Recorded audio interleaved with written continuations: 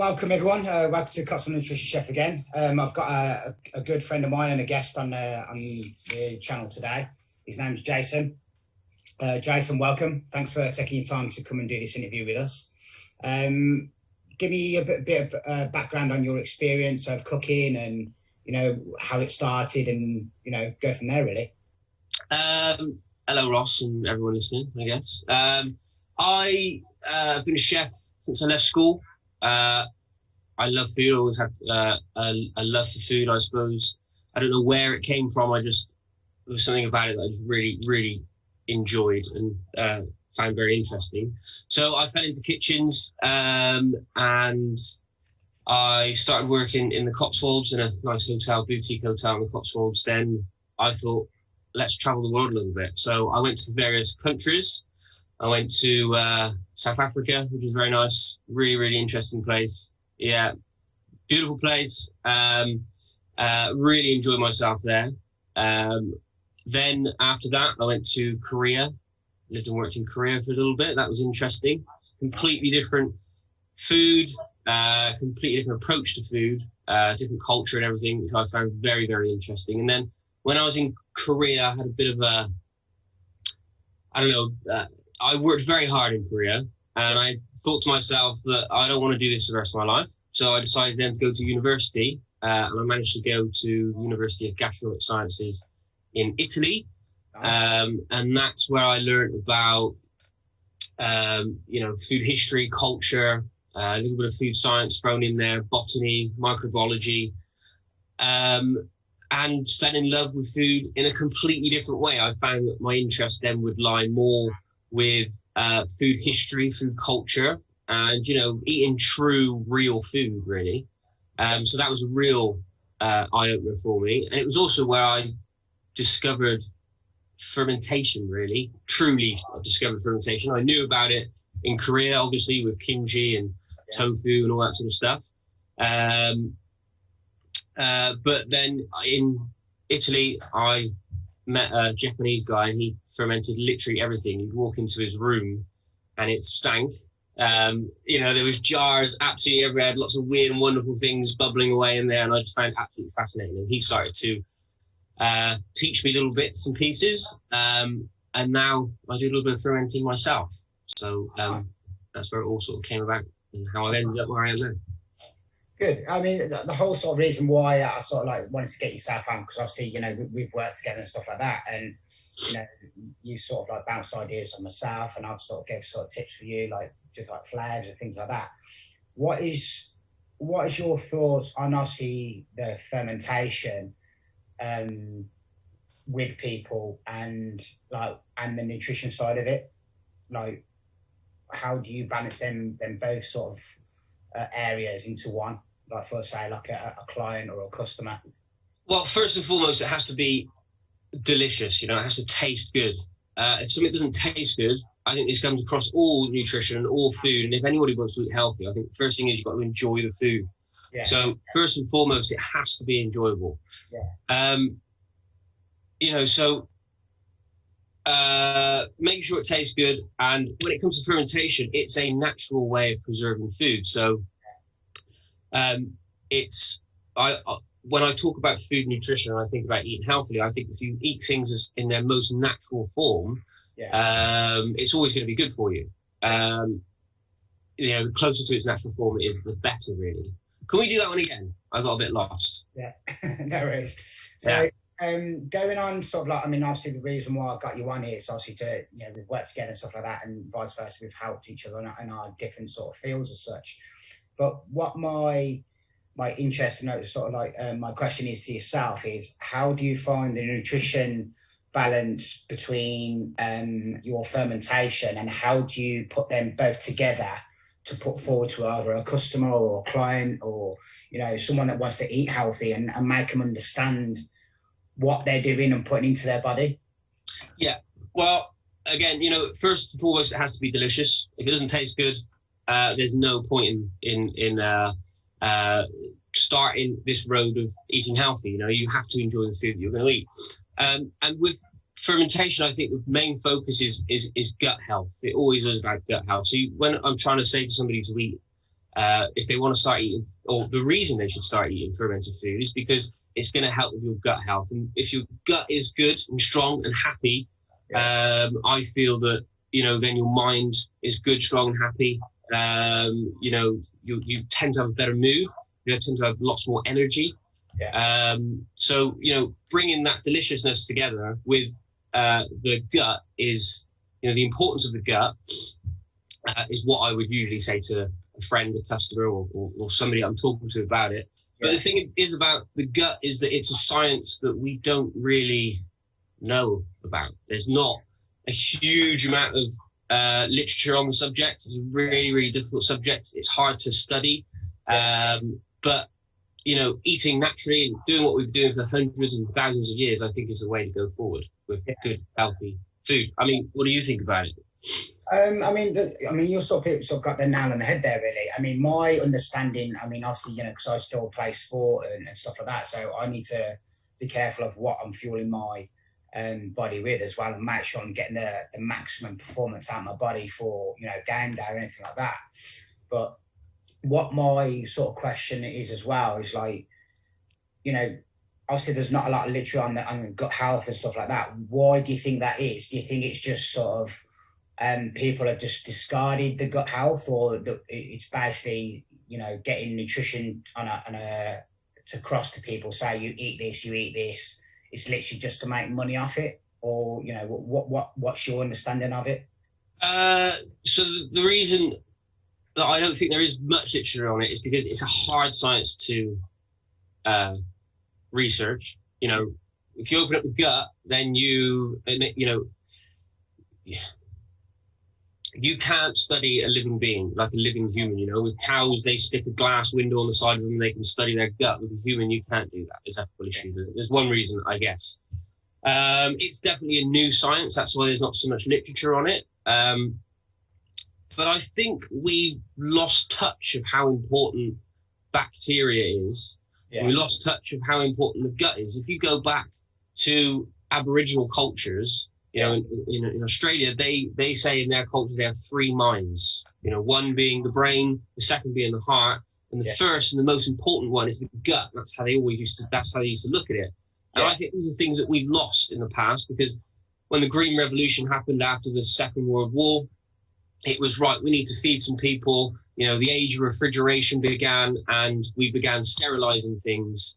And just completely forgot about the importance of fermenting and, living food.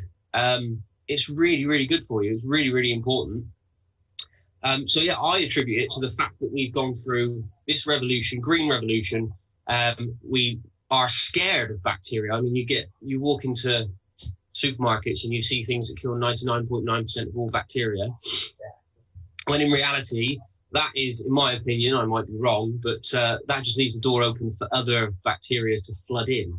That's why I don't like the idea of antibiotics and all that sort of stuff. I'll take them if I have to, but only if I have to, because I want the bacteria in my gut to be thriving and strong to help to defend me. I don't want to be killing it with a pill just because I've got an illness that I will get over naturally anyway.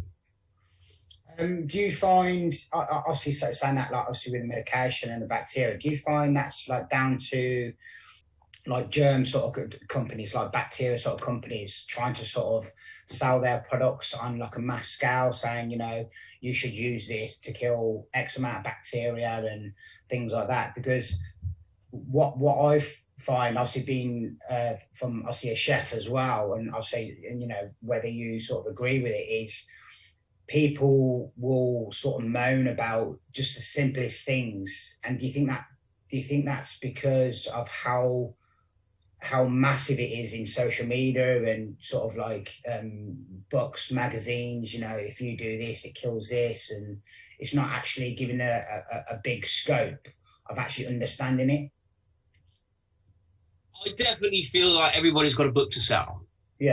Everybody's got something, some way to make money. So a lot of people will give you a panacea. Companies, they've got products they need to sell. They say that it will be the most fantastic thing in the world. So use this. When in reality, certainly when it comes down to diet and nutrition and things like that, it is an individual thing. It affects me differently than it affects you. You know what I mean? Yeah. Like I said, everyone has a book to sell, and they're trying to sort of push their product or whatever they're selling across to the public, because people buy with the eyes, don't they? So obviously putting it into the nutrition thing, obviously, from a chef point of view, people buy with the eyes, and then the second part is you're eating it. So if it looks good or you think the information is correct, you're going to sort of warm towards that product or that dish or that sort of style of food. But yeah, I think that is like what you were saying. I think that is sort of our concern of, I think people are pushing the wrong information over to people, and I think it could be simplified in a way. I'm not too sure how it could be simplified, but I think I can answer that question. I think. Yeah, I think people make it too complicated for people to understand, and if someone's like not into cooking that much, or they just want to change their lifestyle just for the better of the, for their family or their children, or they want to run around the park with their dog or anything like that. Yeah, they need to first off understand exactly what the product is for them. Like, every individual, like I like to call it, their own recipe. Like, I have my own recipe, yourself, you have your own recipe. Like, my recipe is not going to be the same as yours. So I think first and foremost, people need to understand the build of their own recipe. What do you think about that? Yeah, definitely. Like I was saying, different people are affected by things in different types of ways. I think if you want to eat a healthy diet, it's different if you want to be healthy or you want to, I don't know, if you want to put weight on, if you're a bodybuilder and all that sort of stuff. Of course it is different, but I think the most simple way to go about to have a simple diet, a good diet, is to eat, things that you make yourself. Processed foods are not good. If you look at a packet, you look at the ingredients on there and you don't know what something is on it, put the ingredient back, because if you don't know what it is, why do you want to put it in your body? Exactly. I don't have an issue. I shouldn't say that, but veganism is a really interesting area of nutrition. Yeah. Eating a proper vegan diet, I get it. You can be healthy, fit and healthy and all that sort of stuff. But I've seen vegans, I lived with a vegan who was probably the most unhealthy person I've ever met in my life, because all she ate was corn mince and, processed, heavily processed vegan cheeses and all that sort of stuff. And you look at the back of it and you think, what the hell is this? Highly processed vegan food is probably some of the most unhealthy food there is. Mm-hmm. You walk into a supermarket, in my opinion, the vegan section in the supermarket is the fruit and veg aisle. It's not, a few shelves put by with fake cheese and all that sort of stuff. If you're going to eat cheese, in my opinion. Mm-hmm. And another thing is, I think you shouldn't, I don't like the idea of exclusionary diets that you say, I'm not going to eat this, I'm not going to eat that, because it's not fun and it makes things difficult for you. Mm. If you can enjoy your food and cook your food, and I know everybody hasn't got time to cook their own food, but you can pick up good products from shops that make things easier for you. Yeah. But you have to enjoy it. You have to enjoy the food you're eating. If you're punishing yourself for your diet, it's not a good thing. Yeah. And so basically, to eat healthy, I would say that, simple food, as in food that you prepared yourself, lots of vegetables, a bit of meat every now and again, a variety of diet, and also look back. We've been doing this very successfully for thousands and thousands of years. Look back a little bit and work out what we ate before all of this big, production of food products came in, this surplus of food. Look back then and then take a few notes from them. It's something I enjoy doing. I have lots of old cookbooks here and just look at old recipes and stuff. I just find it interesting. But I think for our body, our world has evolved, but we haven't. Our nutrition and our digestive tract is exactly the same. Yeah. Totally agree. I'm a sort of previous interview I'd done with a friend of mine who's a personal trainer. And it was just quite interesting to listen to her point of view, and not sort of like saying she was sort of agreeing with my thoughts on veganism. I mean, for her, it was basically foremost is about the animals, looking after the animals, like how they've been treated and stuff like that, which I understand. I totally agree with that. Yeah, we could get into that. That could be some sticky park as well, but we'll leave that for now. Yeah, well, I mean, we were sort of both sort of like understanding. We weren't sort of like, oh, vegan, you can't do this, you shouldn't be doing this. And it was a very sort of interesting conversation. And I sort of took a lot away from it as well. I mean, the last sort of couple of years, I've been more intrigued with sort of vegan sort of recipes and things like that. How I can make something nice and sweet from a vegetable, right? Because I know that's going to be beneficial, making something from a vegetable with all the natural goodness of the vegetable into a little bit of sweetness, or wrapped in chocolate.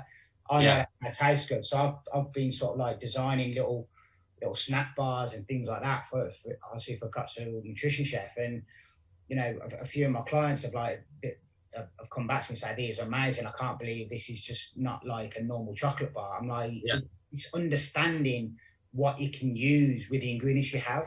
Like, you don't have to go out and buy the most expensive stuff to make a simple snack. Do you know what I mean? No. And which I'm loving at the moment. I'm not saying I'm going to go 100% vegan and stuff like that, but what I've made so far for obviously my wife and stuff like that, and clients, they're just so loving it. They can't believe there's no meat or fish in it. And I think the biggest question is like, oh, what about the protein?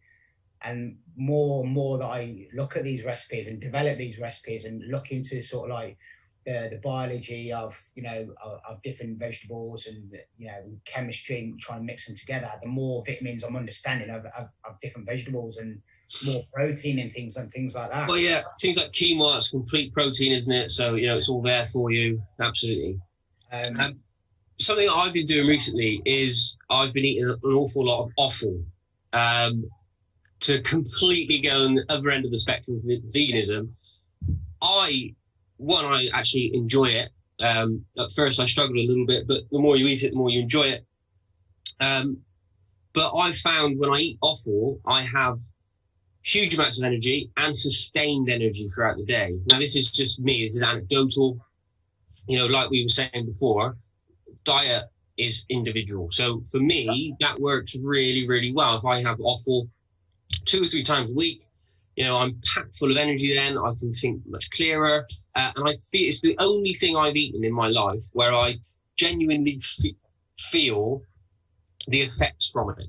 Okay. And I just think it's a fantastic thing. And again, when you come back to looking back, if you look back at what we would have eaten, thousands of years ago when we were hunting and things, the most important parts of those animals are the liver, the heart, the lungs, all the offal that's within it. I can't remember what tribe it is now. I think it is, I can't remember now. I'm going to make it up. But the liver is so sacred. When they kill the animal, they open it up. They don't touch it with human hands. Right. They just eat it straight from the animal. It's that sacred. They do not touch it. It's held in such high regard. Because everything they need is within that offal. Yeah. I'm not saying it's for everyone, but it's definitely something that people should look into a little bit more. It's difficult to find these days. You don't find, faggots. I used to love eating faggots as a kid. I don't know if you've ever eaten a faggot before, but I absolutely love them. Yeah. They're amazing. And now I'm eating faggots again after a long period of time not eating them. I think they're absolutely beautiful things. Yeah. Is it something that you eat often, or is it something that you tend to pull into your diet? I'll be honest with you, I haven't sort of ate. My mum used to make faggots when we were all younger, like with my siblings, and it was like the best thing of the week. Like, she'd make it every week, normally on a Thursday or a Friday, and that'd be the most best thing looking forward to all week, like for dinner sort of thing. And she'd make loads of them, and we'd be like fighting how many faggots each person would get. It was great fun. As I've obviously gone into sort of professional cooking and stuff like that, I think developing different flavors in faggots and like different techniques from a chef point of view is not going to be the same as like a home cook or, you know, a home wife or a husband. Do you know what I mean? That's at home cooking for the children. It's never going to be the same unless you are a professional chef cooking at home. Yeah. But then even then you don't have a professional kitchen with all the utensils and everything that you do at work. So it's like, you know, 50-50 of how you come across with it, really. Get down to a good butcher's. Yeah. But yeah, I mean, I love faggots. I mean, it's been ages since I've had them, but yeah, I always remember like the really thick gravy and the mashed potato, the peas, like, you know, very simple dish. But like, you got to understand what's all in there. The massive load of protein, vitamin C, vitamin D, you know, B12 is in there too. B12, yeah, and carbohydrates. You know, carbohydrates, iron. Yeah. Carbohydrates, I think people, you know, I'll stay away from carbohydrates, I'm going to put it away, which is not exactly the truth. You know, carbohydrates actually fuels like the glucose that gives extracts of glucose, and that's sort of functioning to the body to give you energy, and, you know, little spurts of energy. If you just eat carbs all the time, then, you know, different sort of effect. But if you eat it in an understanding why you're eating it, I think it can be very beneficial for your own recipe. Do you know what I mean? Yeah, no, absolutely. And let's face it, carbs are bloody gorgeous. Yeah. You know, a big bowl of pasta, a big bowl of steaming pasta, I absolutely love it. Yeah. Yeah, it's a beautiful thing. So, I mean, so going back to obviously the nutrition side. So, obviously, from my obviously experience going through nutrition, obviously being playing sport to quite a decent level. And being around sort of, you know, nutrition people, and, you know, they're saying, well, you got to eat this, take these supplements and things like that. Like how would you put that across to like say a sports person or a client that's asking for a bit more energy, or, you know, they just want to be better? Like, do you think there's a bit of a taboo with that? I don't think there's a taboo with supplements. I think people should take supplements. Mm-hmm. I think it's difficult to get everything you need in your diet just through the food, especially throughout all of, you know, human history. We've struggled to get the vitamins and minerals and things that we need in our diet. So if you can, you know, take some supplements to help that along, I don't think there's anything wrong with it. Yeah. There is actually a company that do animal offal supplements, which is a really interesting idea. So they basically take offal, freeze dry it, blend it up, put it into a pill, and you can take it. It gives you the same effect. But I think they're a good thing, and I think you can go a bit nuts with it. Sometimes I've been trapped in it, where I think I've got this magic pill, and, you know, and I pop it, and I feel absolutely great because of it. Yeah. So I think it's a good thing, and I think people should look into supplements more often, but not just multivitamins and all that sort of stuff. Yeah. Targeted vitamins. There are good companies out there that do really, really good. Can I mention some companies? I mean, I mean, it's not the BBC, is it? No. Our budget's a lot lower than yeah, exactly. Yeah. You know, companies like On It, really, really good. There's another one called X Brain, which is a really, really good supplements company. You know, and they're out there. They give you targeted supplements, you know, for your diet, which is a really, really good thing. So I like the fact that they're out there, and I like the fact that people take them, and I've got no issue with taking them at all. So. Yeah. Do you think, like, obviously with all these big companies, do you think the way it's portrayed in social media, like if you take this one tablet, you're going to feel amazing, or if you take these different tablets, you're going to look like Arnold Schwarzenegger in his prime, or be an Olympic athlete within 6 weeks and things like that? Do you think the information coming across to you know, the customers or, you know, clients or anything like that, do you think that's very misleading, and how do you think it could be sort of informed in a way where people can understand it more clearly, rather than just sort of masses and massive information. You sort of got to dissect it into each area to make it beneficial for you. Yeah, I totally agree with that. I mean, I think it can be misleading. It definitely can be misleading. But the thing is, we are inherently lazy. That's the thing. Yeah.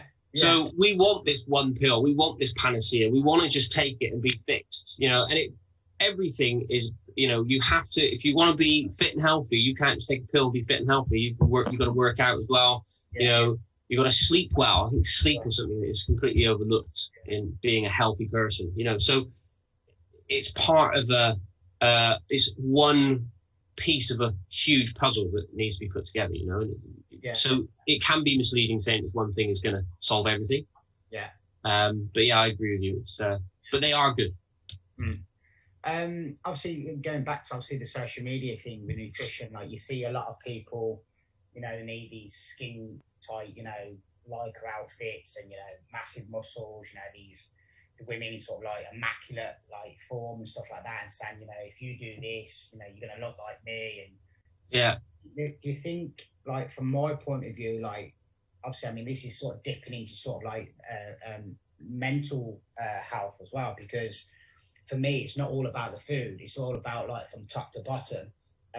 You think, like, you know, say if you come to the Cotswold Nutrition Chefs, right, and I showed you a video, it's like, right, if you eat this for 6 weeks, you'll guarantee look like, you know, a professional rugby player or, you know, bodybuilder.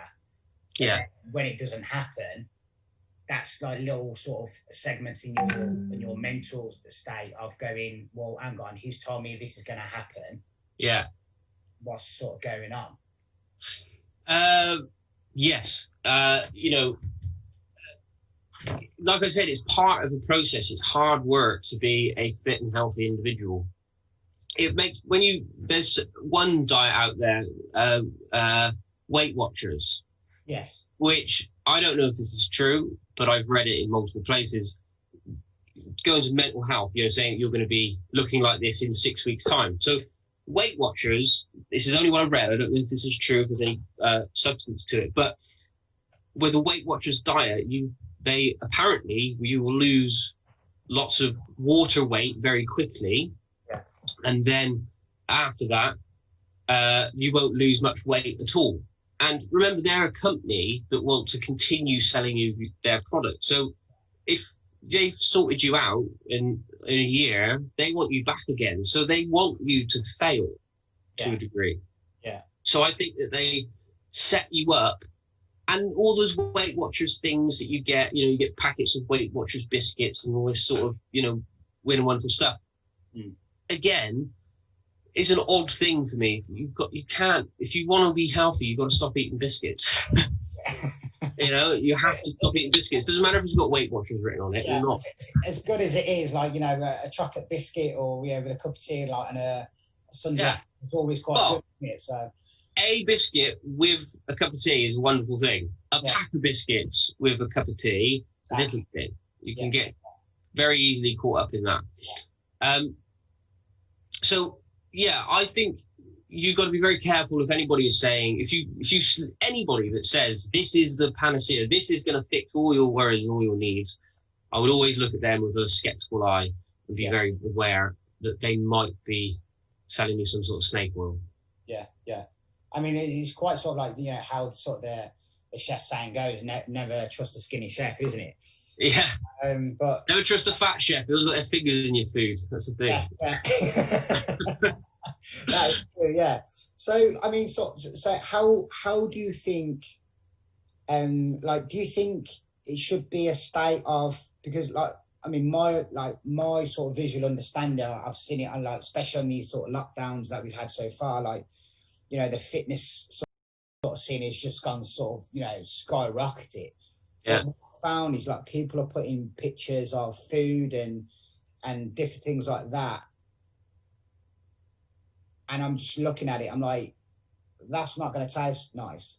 From a professional eye, I know it's not going to taste nice. Yeah. But do you think there should be something in place where, you know, people should be allowed or not allowed to say, right, this is going to help you in 6 weeks and X of time, you know, and will do this and this and this. Do you think there should be something in place to sort of protect that recipe of from top to bottom of individuals? Because, you know, from a mental state, I think that's quite scary when people are getting sort of depressed or anxiety about how they look, you know, and what they look and stuff like that. Yeah. You think it's just like people like, you know what, we don't care, we're making money off them. Well, yeah, I suppose there should be. You know, if you want to change it away from food, if I'm selling you a car that looks great, but the second you get in it, the wheels fall off, you know, there are rules and regulations against those sort of things. Maybe there should be. You know, Instagram or social media as a whole is a new phenomenon that we're not quite, I don't think we've quite got our heads around it at the moment. Lots of people take advantage of it. Lots of people peddle snake oils and things like that, things that aren't really what they say they are. See, that's the thing. It's a difficult thing to say, because then you could argue with social media, you then encroaching on someone's freedom of speech, maybe telling them that you can't say this. I don't know. It's a difficult one. It's a really sticky wicket. I mean, I totally understand where you're coming from with that one. But do you think, like, I mean, freedom of speech is you know, it's a human right, isn't it? You can say what you want, but if you're sort of misleading the client or the customer, saying, you know, if you take my supplement for X amount of time, this is going to happen, and it doesn't happen, you know, for me, that's like quite false advertising. Yeah, absolutely. Yeah, you have to be. Yeah, there should be things in place, and you know, there is really. I mean, if I'm selling a food product, we have to put nutritional information on there, so you can claim. You'll find that lots of companies are very careful of how they word things, I find. If somebody is saying to you, this is going to fix all your ails, then you really have to be just very, very careful with it, I think. Yeah. And maybe look into it, read about it a little bit more. Mm-hmm. That's the thing. That's the worry. That's the thing about nutrition is I can claim that with my products, but I can almost blame you and your body for it not working, because like I said, everybody has individual needs with their diet, and that comes down to the bacteria that sits within their gut, I think. No, totally agree with that. But do you think that, you know, obviously get, you know, misleading sort of the customer and them saying, oh, it's your body, do you think that's down to the individual to find out how their personal recipe works? Yes, I think so. Okay. I think, especially if you have a focus of wanting to be fit and healthy, you then should find out what works for you.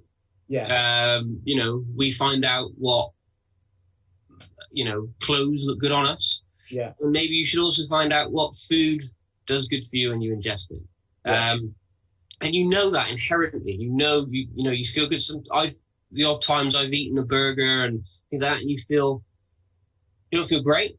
I mean, I love a burger. I'll eat a burger every day of the week if I could. No, that's not true. But but you know, you can feel that you're not great. You wake up, you're sluggish when you wake up. Everything's slow and all that sort of stuff. So just change things up a little bit. It's worth it. If you find yourself eating a monotonous diet, just change it and see how it affects you. It might not work. It might work. So yeah, I definitely think that you should, because no one's going to tell you either. I don't know how your body reacts to quinoa or reacts to mince pies or whatever it might be, you know. So I think you do have a little bit of an obligation to find out what works for you.